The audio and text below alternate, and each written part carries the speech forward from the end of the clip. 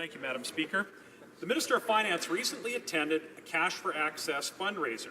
The Liberal House Leader has repeated ad nauseum that this was within the rules. But the Prime Minister's document, Open and Accountable Government, says ministers, quote, have an obligation to perform their official duties and arrange their private affairs in a manner that will bear the closest public scrutiny.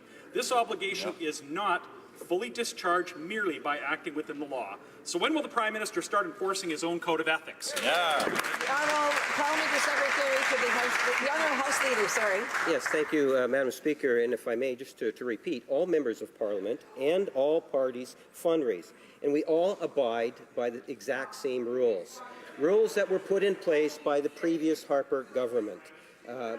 Madam Speaker, events like these are one part of every party's fundraising and engagement work. Federal politics is subject to some of the strictest political financing legislation and regulations in the country, and the party fully complies with the Elections Act in all cases, Madam Speaker. The Honourable Member for Calgary Rocky Ridge. Well, we'll give him another chance. Both the Minister of Finance and the Prime Minister held Cash for Access fundraisers in obvious violation of the Prime Minister's Code of Ethics. They claim that they're complying with the Ethics Commissioner, yet the Commissioner told the Globe and Mail that she can't tell whether the rules were breached because the Prime Minister gave that power to the Privy Council Office. Well, who does the Privy Council Office answer to? Guess who?